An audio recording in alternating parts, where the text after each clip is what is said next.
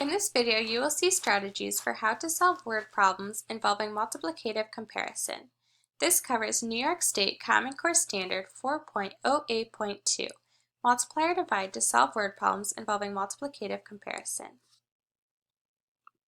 So our problem says, Sally bought 4 cookies at the store. Tom bought 3 times as many cookies as Sally. How many cookies did Tom buy?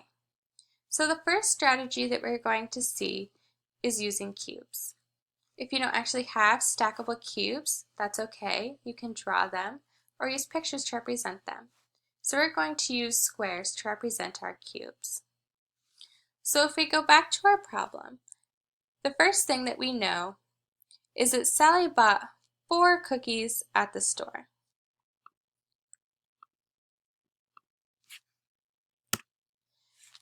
We know that Tom bought 3 times as many. But we need to know how many Tom bought.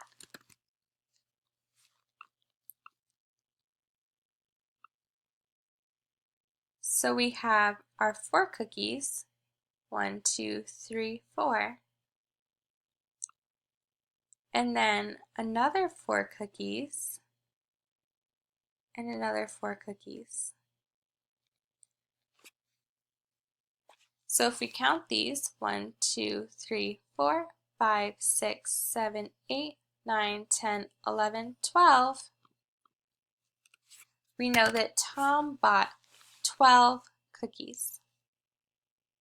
The second strategy that we can use to solve this problem is drawing bar diagrams. So again, the first thing that we know is that Sally bought 4 cookies at the store. So our first bar diagram represents the amount of cookies that Sally bought, and that's 4. And we know that Tom bought 3 times as many. So the diagram that represents the amount of cookies that Tom bought needs to be 3 times as long as the diagram showing the amount of cookies that Sally bought. So this section represents 4 cookies. We know this because we have Sally's diagram to compare it to. But then we need to know how much this is equivalent to. But since we broke it up into thirds, we know that each section is equal to 4. So then this problem becomes simple. We just add 4 plus 4 plus 4, and we get 12. And we know that Tom bought 12 cookies. If we want to condense this, we can say 4 times 3 equals 12. So the last strategy that we are going to see is using a number line. So again, we start off with knowing that Sally bought 4 cookies at the store. So we have one jump to represent 4. But Tom bought 3 times as many. So that means we have to make 3 jumps. So our first jump is 4.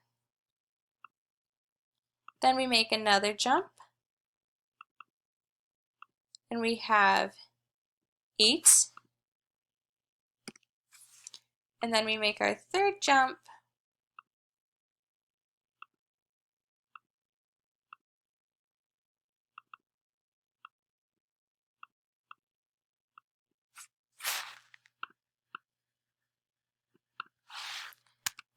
and we have 12. So we had 4 cookies, and then we jumped 3 times, and we got 12. So this represents the number of cookies that Sally bought, and we have 2 more jumps to represent the amount of cookies that Tom bought.